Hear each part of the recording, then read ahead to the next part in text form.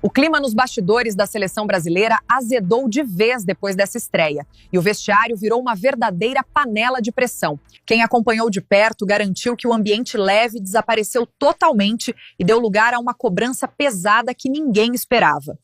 Um bastidor tenso foi revelado e a indignação tomou conta dos jogadores mais experientes logo após o apito final da partida. As decisões tomadas antes da bola rolar geraram um incômodo generalizado e várias estrelas do elenco saíram de campo completamente revoltadas. O treinador perdeu a paciência com o rendimento da equipe e você precisa assistir a este vídeo agora para entender toda a polêmica.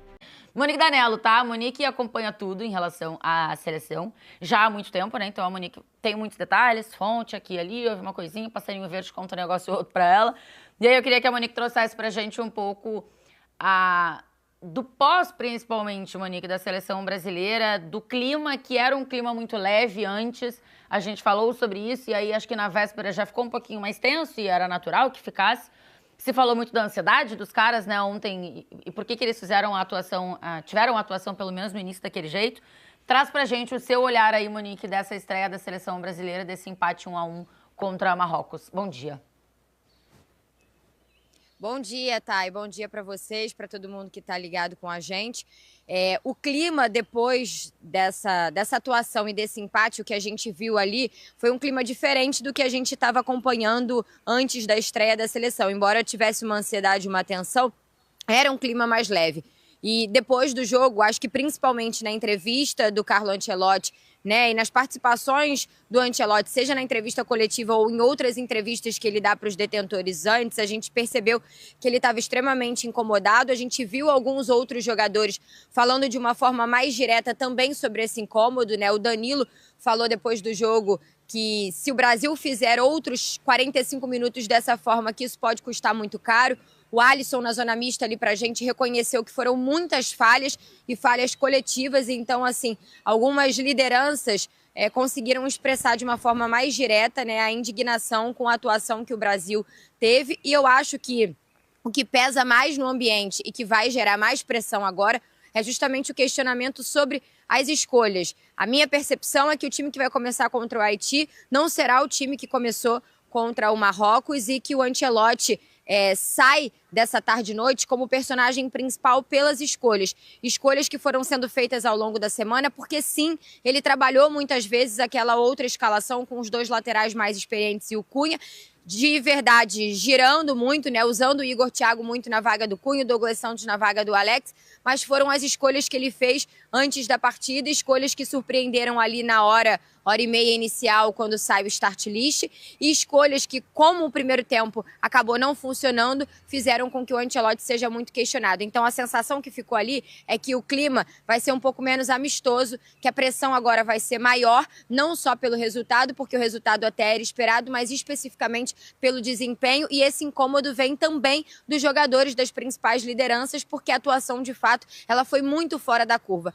Se imaginava que o Brasil podia sofrer sim, se imaginava que seria um jogo difícil, que a vitória não era um negócio óbvio, mas não se imaginava uma atuação tão ruim de algumas individualidades e do Brasil como coletivo. Então, ficou aquele clima estranho no ar ali na saída dos jogadores. Alguns, como por exemplo o Rafinha, chamei ele várias vezes, ele preferiu não dar entrevista. O Vini falou porque foi eleito o melhor do jogo e aí tem uma obrigatoriedade de uma zona mista que é marcada antes, né, que levam ele lá para uma mini coletiva na zona mista, mas alguns jogadores preferiram não dar entrevista. A gente conversou com o Casemiro, com o Bruno Guimarães, com o Alisson, e a postura desses jogadores foi de incômodo, né, de incômodo com o que foi mostrado, que não era o que estava previsto. E eu entendo que a partir de amanhã, que vai ser o primeiro treino no campo e ainda vai ter o combo Neymar joga ou não joga contra o Haiti, eu acho que o clima vai ser um pouquinho diferente e essa foi a sensação que ficou no ar ali, de muito questionamento em relação às escolhas. Boa, Monique. Obrigada, viu, pelas informações. A Monique trazendo pra gente esses detalhes, e acho que a entrevista do Ancelotti ontem fala um pouco sobre isso, né? Ele, como ele não quis falar individualmente do Endrick, ele também não falou assim, fulano sentiu mais, sentiu menos e tal, mas ele fala, quem entrou bem, né? Os que entraram me agradaram. Então eu acho que a gente tem algo para ter ideia do que ele vai fazer para o próximo jogo. E aí a gente está aqui com a arte da escalação que começou o jogo ontem da Seleção Brasileira como titular, com o Ibanhas na direita, com o Douglas Santos na esquerda, e aí com o Vini lá mais aberto, o Paquetá mais aberto aqui da direita. Vini e Rafinha estavam um pouco mais próximos, né? E com o Igor Thiago como camisa 9. E depois ele foi alterando. Inclusive, o Beckler, queria que você falasse um pouquinho sobre o início do jogo. Aliás, antes disso, VS, você tem um bastidor? Só porque eu prometi aqui. Não, só que a escalação, a escalação da seleção estava sempre vazando, e ontem não vazou, né? Isso é um bastidor interessante. Ontem essa escalação não vazou antes do jogo, né? Eu acho que tem a ver com o momento que o Mister decidiu. Revela a escalação para os jogadores. Tá? Porque eu também ali conversa com um, conversa com outro. Eu estava na porta do estádio junto com o VS horas antes de abrirem os portões. A gente estava lá a partir de 1h. Saímos daqui meio-dia e tal. 1h, o jogo era 6. Então a gente estava ali, conversa com um, conversa com outro. E parece que teve uma mudança do horário que os jogadores saberiam. Porque estava vazando via esse caminho aí. Pois é, vamos entender nos próximos jogos aí o que vai fazer o Ancelotti e se vai fazer a escalação nos próximos jogos, que é outro ponto, né? Ô, Beckler, queria que você explicasse um pouquinho, porque o início de jogo do Brasil, ele passa mais pelas escolhas do Ancelotti ou ele passa muito pelos atletas? Por muito domínio errado, por muito passe errado, por muita bola recebida de costas, enfim. Aquele início assustador, ele tem mais a ver com a escalação ou mais a ver com os caras terem sentido? Eu acho que é mais mental do que assim, é tático, taticamente, esse medo que a gente tinha do que a gente está vendo na tela, de que ser 4 lá na frente, um buraco, 2, outro buraco e 4, isso daí aconteceu. Marrocos em pim-pam-pum, 3 toquinhos, fazia ali uma parede, né? Alguém fazia um pivô, recebia a bola, tocava de lado para desfazer aquela primeira linha e ia vencendo a marcação do Brasil. Tem coisa tática, mas eu acho que o mental foi pior ainda. O Brasil foi uma paçoca dentro de campo. O Brasil esfarelando a cada bola que chegava, que os caras não conseguiam dominar de costas, que os caras não conseguiam passar, lançamento para ninguém. Pressão de Marrocos fazia com que o Brasil não jogasse em bola longa, que o Brasil desse chutão para tirar água entrando dentro do barco sem parar. Tanto que o Ancelotti faz na parada de hidratação, que o futebol, aliás, virou basquete, né? Agora é dividido em 4 quartos, tem 3 minutos ali que para tudo, que aqui nos Estados Unidos, pelo menos, a transmissão acaba, vai para comercial, 3 minutos de comercial e depois volta. Assim, que deram um jeito de monetizar dentro de um jogo de futebol. Mas ali o Ancelotti desfaz esse 4-2-4, passa o Rafinha para a ponta direita, o Paquetá por dentro, ele e o Bruno Guimarães dão um passinho à frente para virar um 4-3-3. Não melhora, o Brasil volta a dar pausa de hidratação aos 26 e até aos 30 o Marrocos ainda consegue 2 vezes furar a linha de marcação do Brasil e tal, até que sai o gol. Depois do gol, o Marrocos dá uma baixada, o Brasil se sente um pouquinho melhor, passa o susto e o Brasil joga relativamente melhor, ou pelo menos deixa de perder, né? O Brasil para de perder, porque até então o Brasil estava perdendo e ia continuar perdendo, ia perder cada vez mais, ia tomar mais gols. Mas a minha preocupação tática do que a gente está vendo aí em campo é que o Ancelotti preparou o time desde o ano passado com uma coerência e um pragmatismo que você vai gostar mais ou menos, mas você fala, pode dar certo. Porque esse time tem um caminho para se fazer, agora vamos ver se esse time melhora. 2 pontas que vão funcionar como meio-campistas na hora de defender, que vão atacar, que esse time vai ligar muito rápido o ataque. Isso daí. Jogou assim contra os asiáticos, jogou assim contra os africanos, jogou assim em março contra os europeus. E para a Copa do Mundo ele desfez isso com o Paquetá e com o Igor Thiago. Ele desfez de novo aos 30 minutos, ele refez ao segundo tempo. O Brasil vai para a segunda rodada de Copa, começando de novo. Reset. Borrão e conta nova na Espanha. Como é que era? O João Canabrava, André, você que gosta. Passa a régua e fecha a conta. Fecha a conta e passa a régua. Mas fecha a conta e passa a régua. Eu que gosto do quê? Só pra deixar claro. Do humor do João Canabrava, né? Ah, tá. João Canabrava. Chico Anísio, Tom Cavalcante. Inesquecível. Tom Cavalcante, um personagem de Chico Anísio, não era? Isso. Escolinha do professor Raimundo. Mas é isso. O Brasil vai para a segunda rodada, fecha a conta, passa a régua, arranca a página e começa de novo. Dá um reset na seleção dentro da Copa do Mundo. Então, tudo que a gente construiu até aqui, ele chegou à conclusão que não deu certo, desfez, e agora vamos ver se encaixa assim e o time começa a jogar alguma coisa. Bom, e aí ele fez, como disse o Beckler, mudanças na parada sem mudar os caras, mudando os caras de lugar, enfim. Depois ele fez mudança com os caras, mudando pro segundo tempo. Depois ele, com uns 15 minutos, faz mais mudança.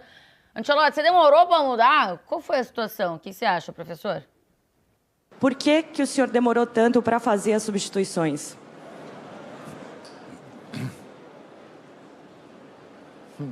Bom, fez dopo sostituição, minuto 45 e outra minuto 59. Entendeu? Dos cambios, minuto 45. Outro minuto 59. Eu acho que não é perdido tempo para fazer cambio. E aí a gente já tá com as substituições que fez o Ancelotti. De fato, quando ele fala ali, né, fez 2 mudanças no minuto 45, no intervalo ele já faz 2 alterações de 2 caras que estavam jogando muito mal, que estavam amarelados, mas que estavam jogando muito mal, que era Casemiro e Ibañez. Depois ele faz mais 2, e aí coloca Fabinho e Danilo. Depois ele faz mais 2 substituições, e aí vem com o Luiz Henrique e com o Matheus Cunha, tira o Paquetá e o Igor Thiago, e isso com 15 minutos mais ou menos do segundo tempo. E aí a última já falta 10 minutos para o jogo acabar, teoricamente, né, porque tiveram 10 de acréscimo até, mas aos 34 do segundo tempo ele tira o Bruno Guimarães e coloca o Danilo Santos. O VS, a escalação, acho que para a grande maioria não fez sentido. As mudanças fizeram sentido? As mudanças melhoraram a seleção brasileira? Alguma sim, outra não? E alguém você acha que ganhou titularidade, inclusive, a partir do jogo de ontem? Que entrou durante o jogo? Vamos lá. Eu tento aqui na minha vida, como comentarista, né? Que muita gente acha que meu trabalho é só falar eu tento ser coerente. Então eu não posso criticar o Ancelotti por ter escalado o Ibañez se eu achava que o Ibañez deveria começar jogando. Eu e ele erramos, né? Erramos. Porque o Ibañez foi o Ibañez que errou, né? Mas então... Eu também mas é que o mais... Ibañez, não foi você, não foi o Carleto. Mas mais do que errou, o Ibañez parecia que era um adolescente dentro de um jogo de adultos, né? Ele estava claramente, mais do que errar, ele estava claramente sentindo a atmosfera onde ele estava, né? Porque, assim, o que aconteceu no começo do jogo, ele tomar drible a 3x2, ele perdeu uma bola, parecia que era um adulto jogando contra a criança. Então, assim, acho que nós erramos em achar que o Ibañez estava preparado para este jogo, né? Pelo menos para esse jogo, me pareceu que ele estava mais do que errar. Acho que ele sentiu o jogo. A do Douglas Santos, eu gostei porque eu já achava muito temerário o Alexandre começar jogando, então, e acho que a do Igor Thiago, tanto é que eu falei aqui, eu vou me surpreender muito se o Matheus Cunha começar jogando, não começar jogando, então a do Igor Thiago eu acho que sim, foi errado. Agora, o Igor Thiago ter voltado para o segundo tempo, para mim é algo inexplicável do ponto de vista de análise, e de novo, assim, eu tenho certeza que eu não estou aqui para perseguir o Igor Thiago, porque eu nem o conheço. Fiquei muito emocionado e muito tocado com a história de vida. Então, assim, não estou fazendo nada no CPF, mas eu estou falando só análise do que foi o jogo. O Igor Thiago não fez nada do que ele poderia fazer no primeiro tempo. E ele voltou para o segundo tempo. E que me permite pensar, já que o Ancelotti não esclareceu, que o Ancelotti só trocou os dois no intervalo porque eles estavam amarelados. Eu posso pensar isso. Porque tinha um jogador que estava jogando tão mal quanto o Casemiro, tão mal quanto o Ibañez, ou pior, que era o Igor Thiago, e ele não foi substituído. E ainda ganhou 15 minutos para o segundo tempo. Então eu posso pensar que, na verdade, os que saíram foram só porque estavam amarelados. Então, assim, acho que ele foi muito mal em manter o Igor Thiago no jogo mais 15 minutos. E pior ainda em não botar o Endrick no jogo ontem. Não botar o Endrick no jogo de ontem é algo, assim, é um erro crasso de percepção de trabalho. Ou então chega, como disse o André, e digo, o Endrick está aqui, mas ele não vai jogar. Ele não vai jogar por causa disso, por causa daquilo, beleza, tá treinando mal, tá deslumbrado. Agora, assim, o Ronaldinho de 94, né? É o Ronaldinho que de 94. Foi para fazer parte do grupo, né? Não ia jogar. Então, assim, eu acho que ele foi mal com o Igor Thiago na escalação, das novidades. A do Ibanez eu estava junto com ele. Erramos os dois. A do Douglas Santos, eu acho que foi muito bem, porque eu defendia que o Douglas Santos fosse titular. E a do Igor Thiago, para mim, não tem nenhuma explicação. E pior ainda, ele ter jogado 15 minutos e o Endrick não ter entrado. Ele foi muito mal nas substituições. Alguém ganhou titularidade ou André? Dos que entraram ontem, né? Isso. Assim, Fabinho entrou bem, né? O Casemiro estava muito mal, mas o Fabinho entrou bem.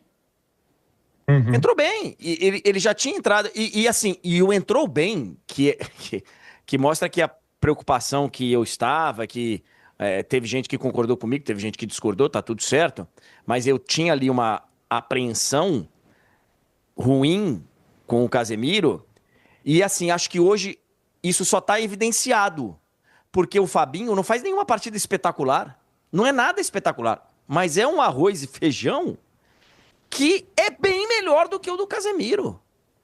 Bem melhor. Então, assim, eu não sei se ele vai ter peito para tirar o Casemiro.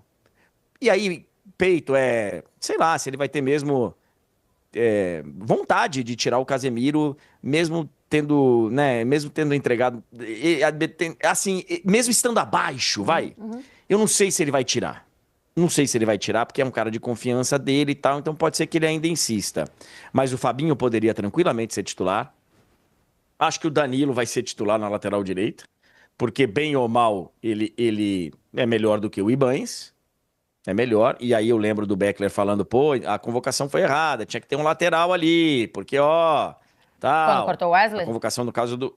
no caso a convocação do Ederson, Então, assim, E acho que o Igor Thiago perde. Não sei se vai perder pro Matheus Cunha, mas o Igor Thiago, ele perde a condição dele. Porque o Igor Thiago, ele tá ali pra meter aquela bola do 9, né? Não é? Aquela fazer de cabeça que ele recebeu ali. E passou, né? Raspando. Ele não acerta a bola.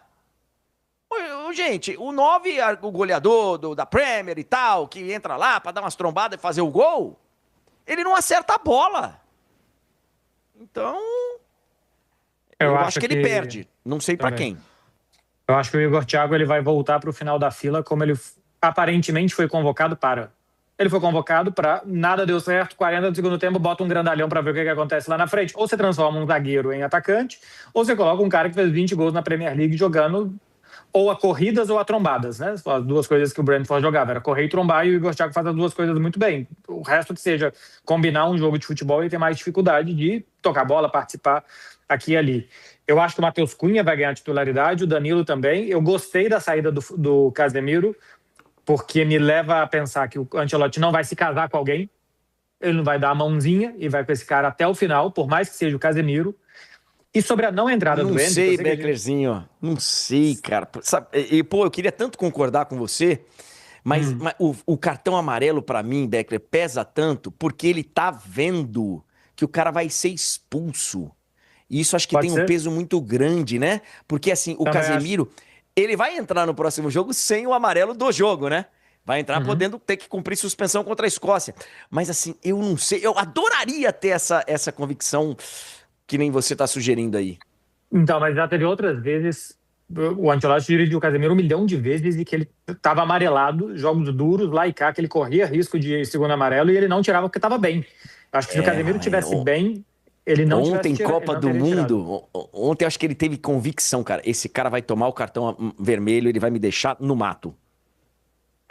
E aí, sobre as outras mudanças, eu sei que a gente já passou sobre Endrick, mas voltando na pergunta que você me fez, Tainá, porque eu pensei melhor, mas assim, só um ponto. O time melhora mais ou menos depois dos 30 do primeiro tempo, com 4-3-3 e um centroavante. Ele faz 2 trocas no intervalo e aí acho que ele quer ver um tempo a mais se aquilo ali vai funcionar de novo. Sim. Chega, dá 15 minutos, não funciona, ele volta pro 4-2-4, pro 4-4-2, com Cunha e com o Luiz Henrique. Então, acho que manter o Igor Thiago era manter o esquema. Era manter, bom, o nosso plano era esse daqui, vamos ver se agora com as correções se esse plano vai dar certo ou não. E depois ele faz de novo a troca para voltar pro 4-4-2. Tem algumas pessoas participando junto com a gente aqui, alguma coisa de opiniões questionáveis, por exemplo, ao Casemiro, mas muita crítica ao Rafinha, críticas, obviamente, ao Igor Thiago e a escolha também do Ancelotti, Tipo, o Jean Carlos botou aqui, ó, Igor, Thiago, Rafinha e Casemiro, era -13 em campo. No fim, ontem, acho que nada funcionou, né? Mas eu quero ouvir o Alisson sobre o primeiro gol que a seleção brasileira... O único gol que a seleção brasileira toma, que é o momento que a seleção... Foi uma coisa meio assustadora, daí deu algo de acalmada, que a gente teve a chance com o Igor Thiago, e aí a gente toma o gol do Saibari numa bela bola do Brahim Dias. Então, Alisson, fala pra nós. Quem você acha que falhou? Dá pra dizer que você falhou? Dá pra dizer que os zagueiros falharam? É uma falha coletiva? Quem falhou pra sair aquele gol da seleção marroquina? Muitas falhas, né? Perdemos a bola num lugar que não deveríamos perder. Acho que depois uma sucessão de erros, de movimentação de todo mundo, acho que todo mundo acabou ficando fora de posição. Também tem a qualidade do último passe do Dias, a finalização do atacante. Com certeza foi uma falha coletiva e pontos individuais, mas isso a gente trabalha como equipe, ninguém tem a responsabilidade aqui é compartilhada, então vamos trabalhar como equipe para corrigir esses erros. Tá aí o Alisson falando um pouquinho. Ô, VS, foi muita gente errando para sair o gol da seleção marroquina? Sim, foi muita gente errando. Eu só queria falar rapidinho sobre o Casemiro. Cara, o Casemiro ontem, ele parecia que estava anestesiado, cara. Ele parecia que ele estava, assim, parecia que ele estava alheio ao jogo. Eu acho que foi mais do que jogar mal. Ele estava lento, ele estava apático. Não é o Casemiro que a gente conhece. Então, acho que é muito pior do que só jogar mal, né? Ontem nós falamos aqui, e eu também concordava com o André que era bem factível, estava muito no debate tirar o Casemiro, mas que o Ancelotti não faria. E a partida do Casemiro, o primeiro tempo do Casemiro, ele parecia que estava anestesiado. Ele parecia que, sabe quando uma pessoa está passando algum problema e toma algum calmante e você claramente vê que a pessoa não está... Ele parecia estar assim. Então, assim, e acho que, de novo, estou na dúvida se o Ancelotti tirou porque ele estava numa partida terrível ou se o Ancelotti tirou porque ele tinha cartão amarelo. Sobre o gol, o passe do Ibanez é forçado e muito forte. O Paquetá não domina uma bola que era possível dominar, que se espera que um jogador da categoria dele domine. O Casemiro é jantado pela movimentação do Brahim Dias, jantado. O Gabriel Magalhães toma um susto quando o Saibari sai nas costas dele e o Alisson está no meio do caminho entre ficar no gol ou sair para rachar. Então é sim uma falha coletiva, é uma falha de pelo menos 5 aí, você pode botar no percentual 25 para um pouquinho menos para outro, mas esses 5 falharam ali. O Gabriel Magalhães estava olhando para o ontem e tomou um nó do Saibari. Ô VS, o Alisson... Perdão, Beckler. Se o Alisson fica no meio do caminho, talvez ainda desse jeito, porque ele podia meter a mão na bola. Ele passa da metade do caminho, ele sai da área sem resolver, que foi algo que o Bono, por exemplo, fez no final do jogo, quando aquela bola recuada, o Rafinha tenta chegar antes, e o Bono sai, chega nela e sai uma semana depois do Rafinha e chega na frente e dá um bico nela. O Alisson acho que pensou, vou chegar, passa da metade do caminho, e aí fala, epa, agora não posso mais meter a mão na bola. E erra também. Ele deveria ter ficado na marca do pênalti, né? Ele era o único que estava vendo o lance de frente, então... Ou chega na frente do cara. Ou chega antes, que era impossível, né? Assim, ele calcula mal se daria para chegar ou não, e é isso, e fica ali. Eu acho que o susto do Gabriel Magalhães vem tentar corrigir a saída do Douglas Santos para caçar no meio do nada também, né? E que porque fica o Brahim no meio do caminho, o ponta-direita. O Brahim é o ponta-direita. No que o Brahim vem para o círculo central para receber a bola, o Douglas Santos fala, vou atrás dele e deixo a lateral órfã, ou fico na lateral esquerda, que é o meu lugar. Ele demora para sair, ele fica na dúvida, porque o Casemiro também estava tentando fechar o passe no Saibari. Aí você pega o principal jogador de Marrocos, o mais técnico, domina no círculo central. Com essa dúvida que gerou ali, futebol meio segundo de dúvida, é o suficiente para ele não era nem do Casemiro, nem do Douglas Santos naquele momento. Aí o Gabriel Magalhães fica vendido, não sabe se corre para cobrir lateral esquerda ou para pegar o Saibari que estava nas costas dele e do Marquinhos, e saiu o gol. Mas essa movimentação do Brahim ali gerou essa dúvida de Douglas e de Casemiro, que desmontou todo o resto da defesa.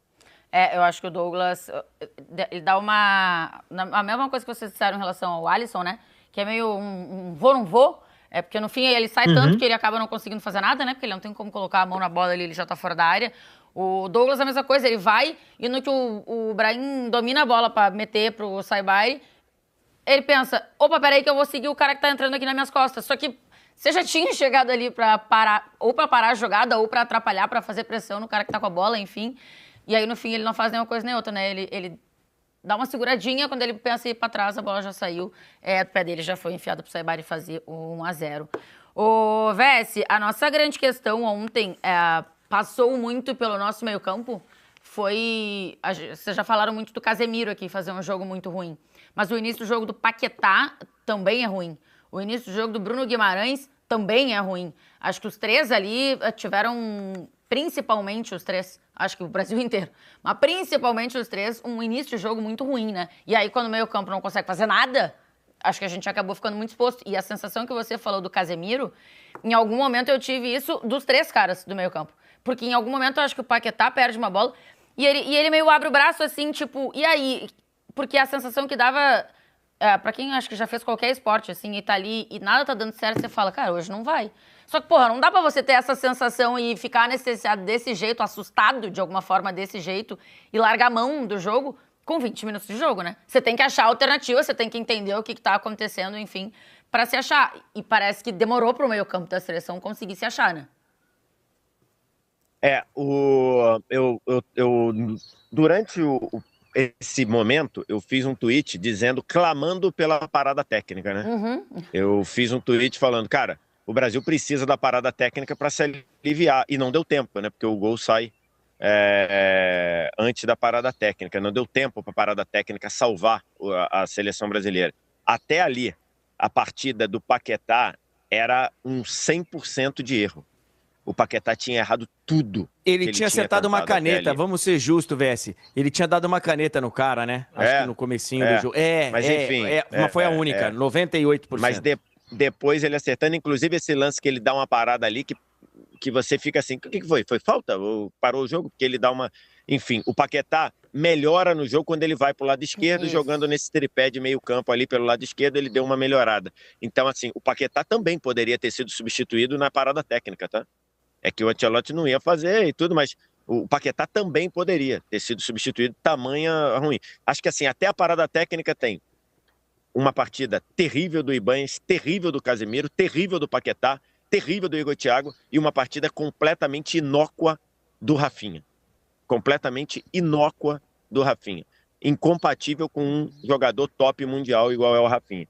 Então, e depois da parada técnica, melhora um pouco quando o Rafinha vem pro lado direito, não também produz nada, e o Paquetá vai para o lado esquerdo. O Paquetá, a jogada do gol começa com o Paquetá brigando pela bola no lado esquerdo, depois ele ainda finaliza aquela bola de voleio que o Bono pegou. Então o Paquetá melhorou um pouco no jogo quando ele foi para o lado esquerdo. Mas acho que os nossos problemas para o meio-campo estão materializados quando 4 jogadores do Marrocos, o Onari, o Boadi, o Saibari e o Brahim Dias dominaram completamente o meio-campo do Brasil. O Brahim Dias saindo da direita para o meio, o Saibari fazendo o movimento que qualquer falso 9 faz, que é sair do atacante para vir dialogar no meio. Esses 4, eles destruíram o meio-campo do Brasil. Então, isso daí acho que era um ponto claro, e pelo menos disso o Ancelotti mudou na parada técnica, né? Mandou o Paquetá para o lado esquerdo, trouxe o Rafinha para o lado direito, e o Brasil viveu ali os 15 minutos em que o Brasil sofreu menos no primeiro.